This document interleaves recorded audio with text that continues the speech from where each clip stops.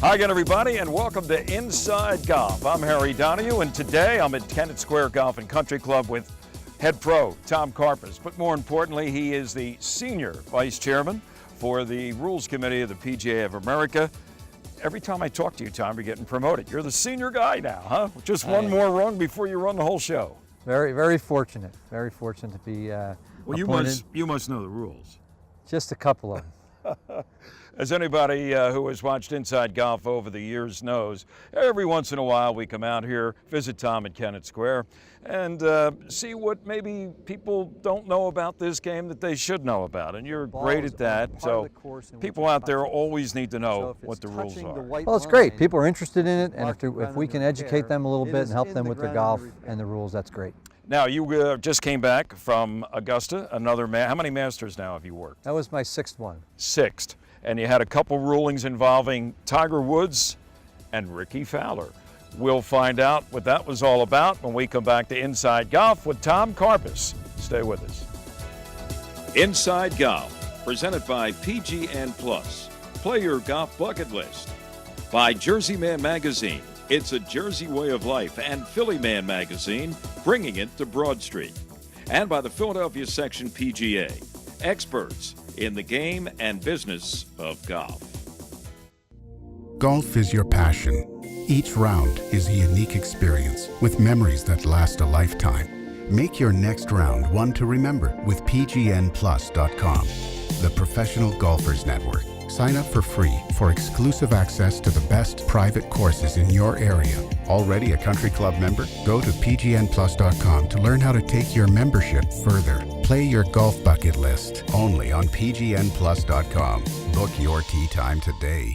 Along with being stewards of the game of golf, your local PGA professional wears many hats. We are teachers.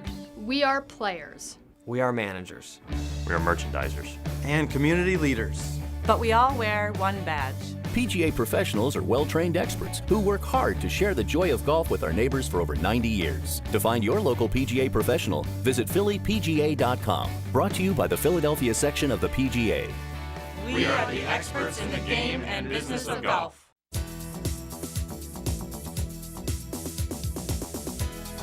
Welcome back to Inside Golf. Harry Donahue along with Tom Carpus, head pro here at Kennett Square Golf and Country Club. And as I mentioned, he is the senior vice chairman of the PGA of America Rules Committee. And in that role, every year you get to go to Augusta as well as some of the other majors. This year you had a couple rulings down during the Masters tournament involving two prominent players, Tiger Woods and Ricky Fowler. Yeah, and thankfully they were easy ones.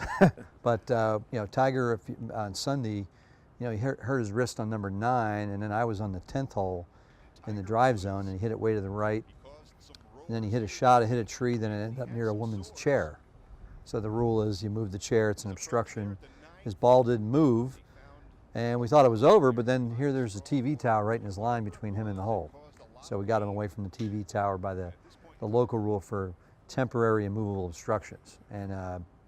And then the other ruling I had with Ricky Fowler on Thursday was he was in the last group. I was actually packing my things up, getting ready to go in, and right before he hit, a large branch, about now this is on the 10th? 10th, yeah, right, greenside bunker, about a 4-foot branch with acorns, fell out of the tree into the bunker, and then his ball ended up right in front of it by about a foot. So we got into the whole deal about, can I touch the loose impediment? And the answer is no. Could he stand on it? I told him yes, but as long as you don't improve your area of intended swing or stance. So as it turned out, he ended up just straddling it, hit the shot out like that, and turned to me and says, can I move it now? Now, you were also involved last year, not the first time, the Ryder Cup, a tough loss for the U.S., obviously. What was that experience like for you at Glen Eagles? Well, Glen Eagles is just a really beautiful place. I mean, they have that left to number 3. When you look out, they call it the Glen of the Eagles, and it's just magnificent, the view. And of course, a Ryder Cup over there, the fans, the hoop, all the the first tee atmosphere is really special at any Ryder Cup for that matter. But it was, it was a close match if you really think about it. If you take 3 matches that we lost by a point, and swing them the other way, U.S. comes home with the cup. So it's such a fine line between in these matches anymore. Did you ever see any tension between combatants, like an American, a U.S. player, and not getting along with a Euro player for whatever reason? Well, yeah, I mean, at Medina in 2012, we had a couple, the first match out of the blocks, we had a, if you remember, they called for the chief referee because we had a ball. The referee was going to give relief, and then Jim Furyk actually questioned it, and the referee came out and denied relief. So it was kind of a... Who was the Euro player? Was that it was McDowell? Graham McDowell, yeah. Now, where do you hang? When they're walking down the fairways, where are we going to see Tom Carpus during a Ryder Cup match? Well, hopefully you're not seeing me at all, but I mean, we're a little closer at a match play setting than you would be, let's say, at the PGA Championship. But because in match play, you've got to be, up ahead. You've got to make sure you know who's away to prevent someone from playing out of turn, perhaps. But usually, then once you get up near the green, you're probably off the green. But you want to be able to be in a position where you can see, let's say, the wind blows and moves your ball, or something like that. You want to be able to see, and you're certainly a little more close to the action than you are in a stroke play event. So you won't be at the U.S. Open? No, sir. Out at Chambers Bay, but the summer's looking busy for you. It is. I'm going to have the pleasure of going to St. Andrews for the British Open to see Watson's last Open Championship, which will be great. And all this happens because? Golf rules. Tom, always a pleasure. Harry, it's my pleasure. Thank you. All right. Stay tuned. More coming up. Leela Mackey joins us next here on Inside Golf. Well, our membership has Stay with an us. expectation. You know, golf course superintendents are the unsung heroes of our great game. Thanks to the game's efforts, we now have turf that needs less water and is more sustainable and offers natural wildlife habitats on our courses. If you love golf like I do, like what I do, thank a golf course superintendent. Thank a golf course superintendent. Do thank your golf course superintendent. Thank a golf course superintendent. A message from the Golf Course Superintendents Association of America.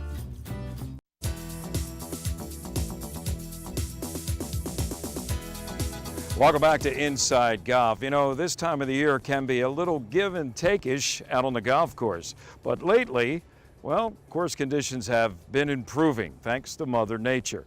And that's some good news for a lot of area superintendents. Leela Mackey of the Philadelphia section of the PGA caught up with one of them, Charlie Miller, the superintendent at Spring Haven. Thanks, Harry. Today we're going to talk about the role of a superintendent and what goes into maintaining a golf course. We're here at the Spring Haven Club with Superintendent Charlie Miller, who's been here for 24 years. And Charlie, just tell us a little bit about what you're doing now to get the golf course ready for the season. Okay. Right now, especially with the late winter, the cold weather, wet, we're still working on course cleanup. Some tree work that we did over the winter, we weren't able to kind of finish that up, so we're still trying to tie up some loose ends there. Grass normally starts growing now, so we're trying to keep up with that also. What does a winter, like the winter that we had, what does that do to a golf course in terms of damage and kind of how long it takes to recover from that? It really varies, depending on your property and how your drainage is. Winter like last year can be problematic. There were a lot of areas, a lot of guys in our area that had winter damage this year from ice buildup.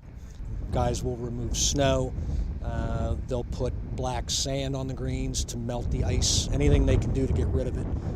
We were fortunate, again, we didn't have any real problems this year. Had a little bit of ice, but it wasn't there very long. Other than weather damage or snow or ice damage, what other kind of problems are common problems, or what are your biggest problems when it comes to damage or disease or whatever? Our biggest concern here, and we have poannual greens. Our biggest concern here is in the middle of the summer when we get high temperatures and high humidity.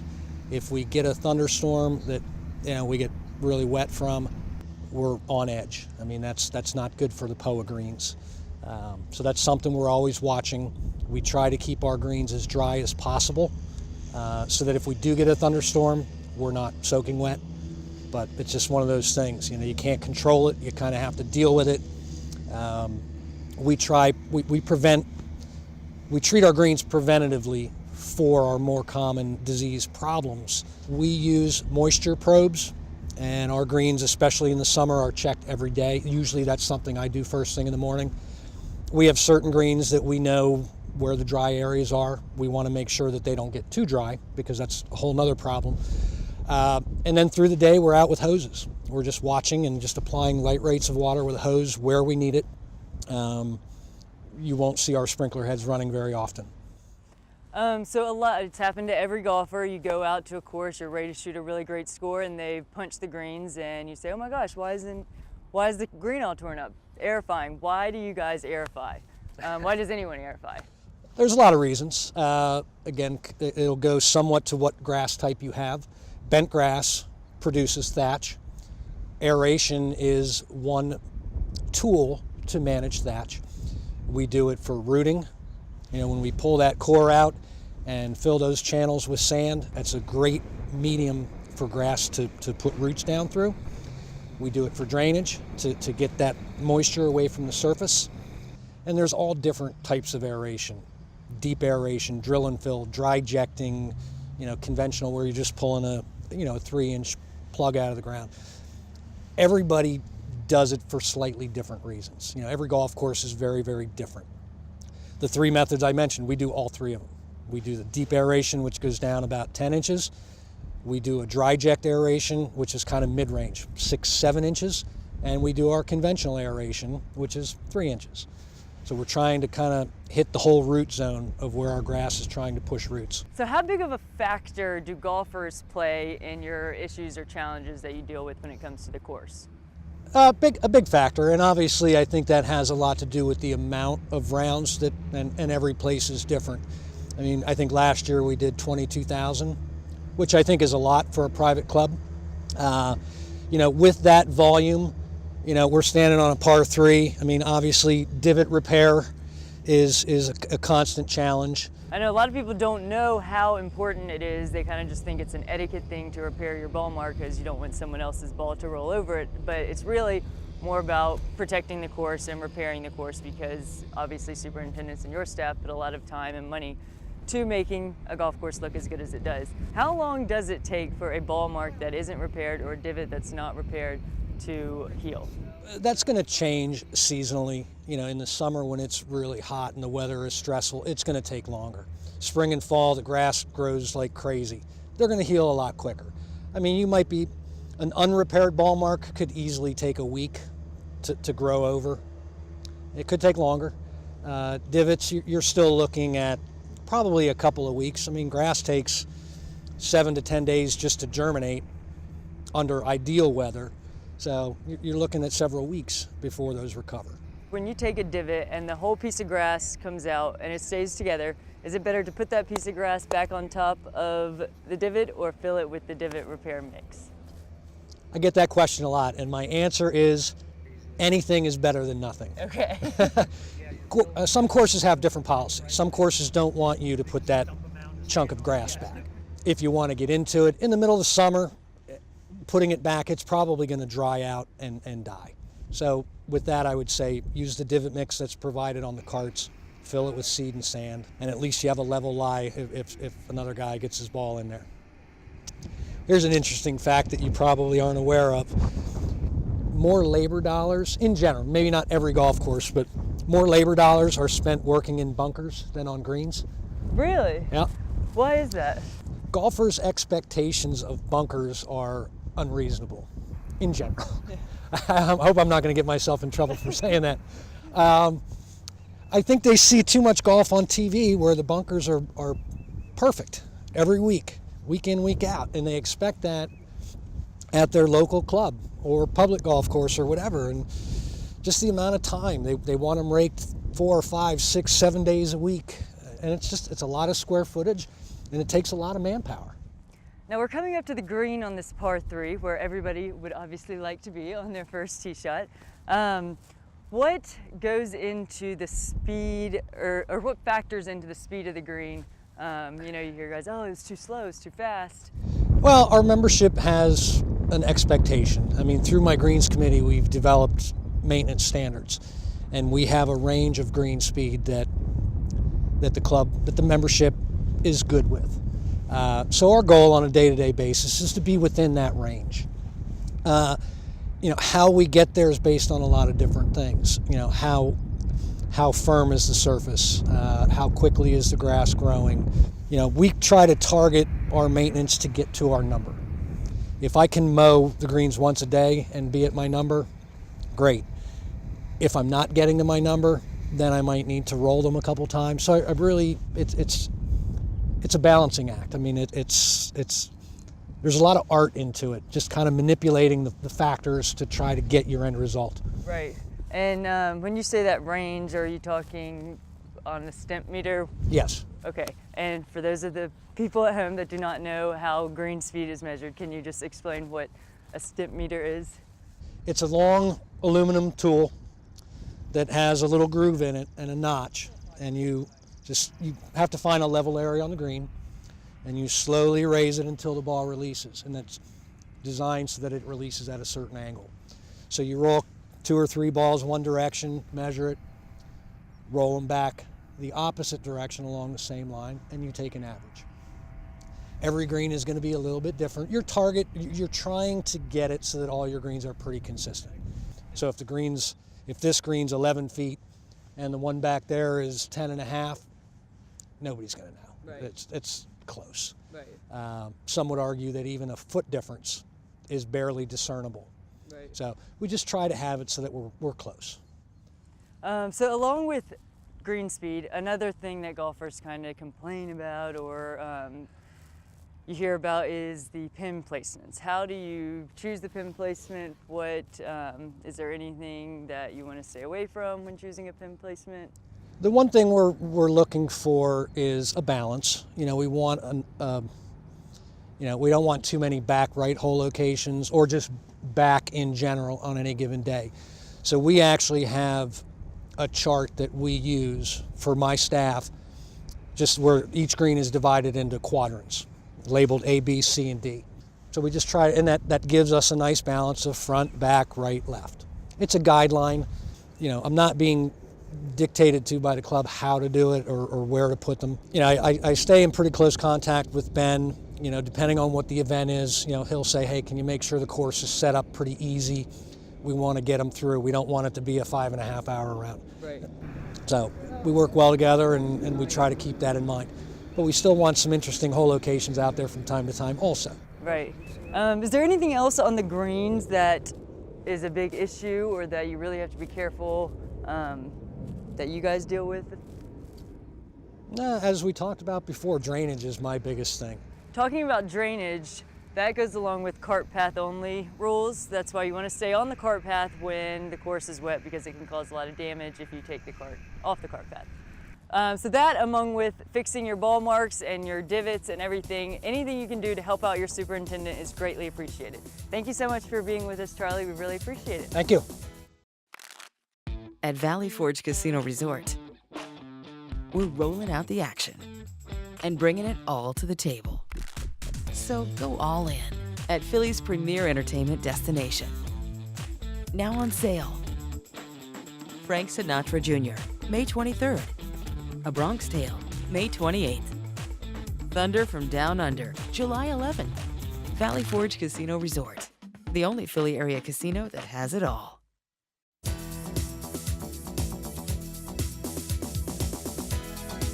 Welcome back. Inside Golf continues with our Teed Off panel, and today we're back at the Valley Forge Casino Resort in King of Prussia.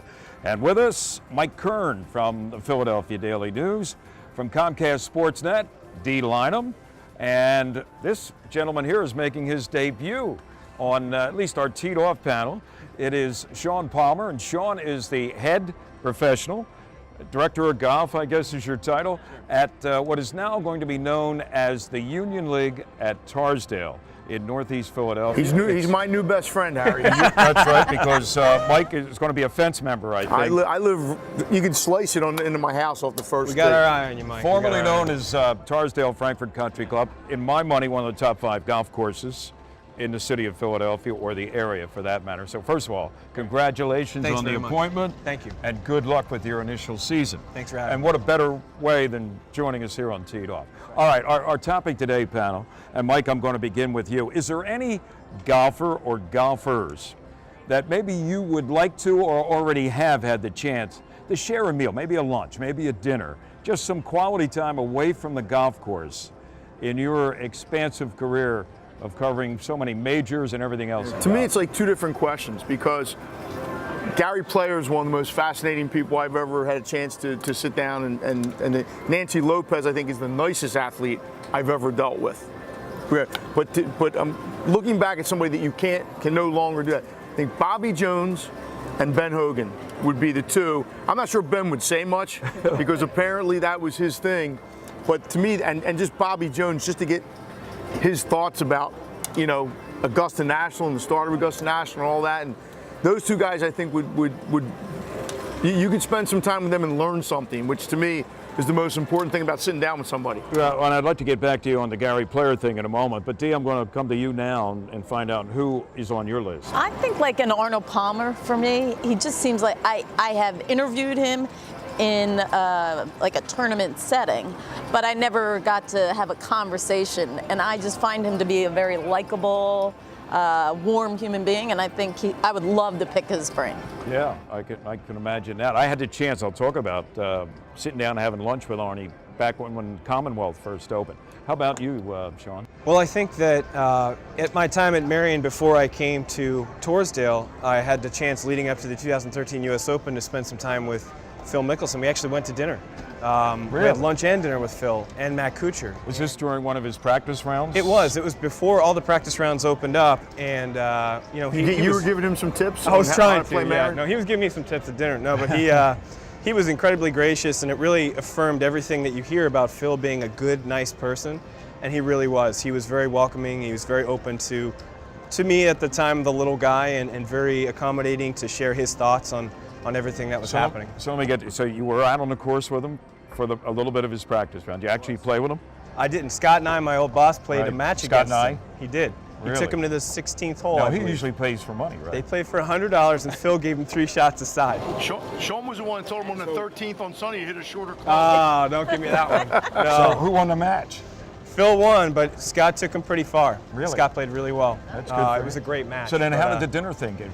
You know, we came to the end. I helped Bones. I got to know Joe LaCava, who's best friends with Bones, and I was helping some tour players with their yardages and things like that.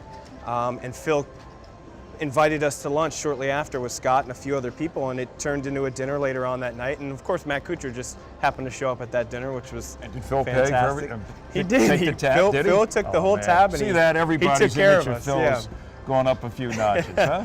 That was one of the cases that you hear Phil is a great guy, and it just affirmed the whole thing. He was a fantastic person. Well, maybe Phil will be making a stop at the new Union League Guitar Steel. Maybe so. Mike Kern will want to come over and grab some of that money. I'll carry his bags. That's about it. Get me back to Gary Player. What was it about Gary Player?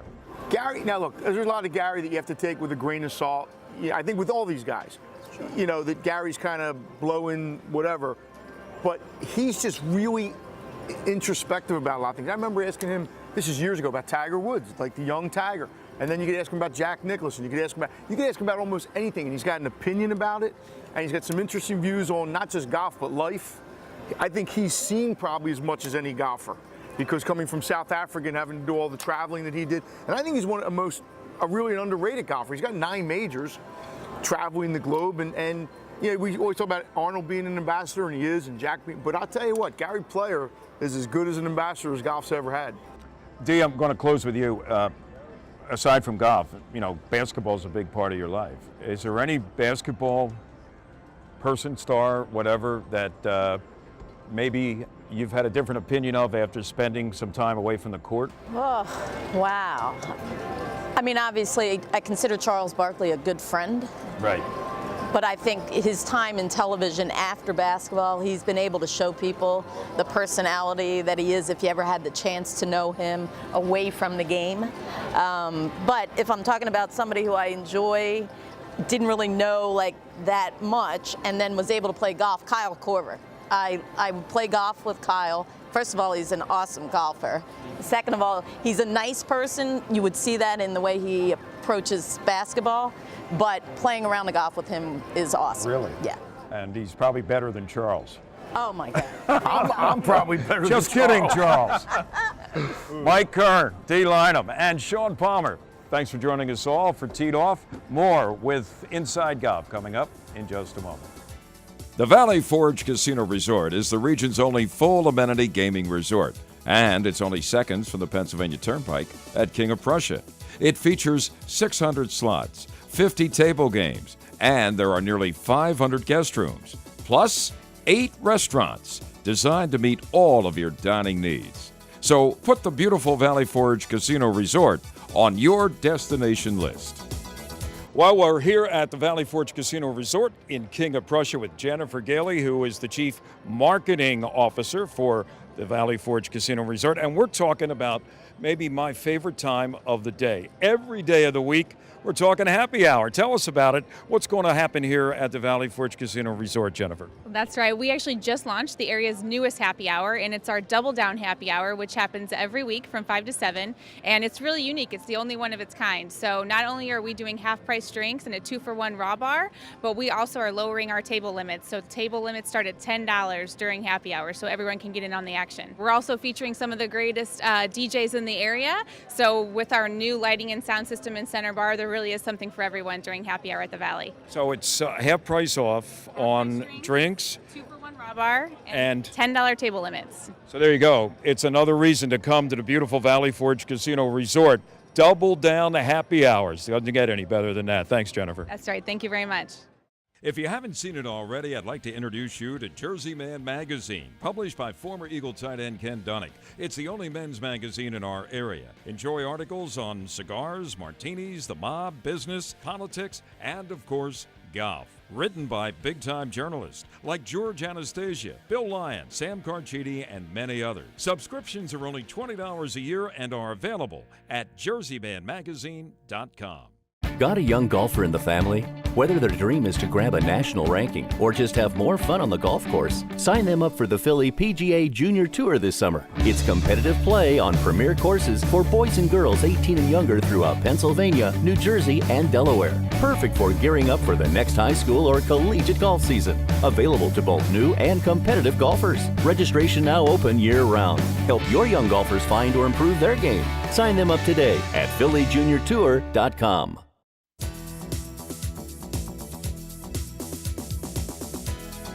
Well, that's going to do it for this week's edition of Inside Golf. Our thanks to Tom Carpus, the head pro here at Kennett Square Golf and Country Club. And here's a little reminder. Tom is going to be joining us every week here on Inside Golf with his rules of the game. Also, thanks to Lila Mackey and the Charlie Miller for giving us an idea of how finally the nice weather's cooperating for area golf course superintendents. I'm Harry Donahue. See you next time here on Inside Golf. Inside Golf, presented by PGN Plus. Play your golf bucket list. By Jersey Man Magazine, it's a Jersey way of life, and Philly Man Magazine, bringing it to Broad Street. And by the Philadelphia Section PGA, experts in the game and business of golf.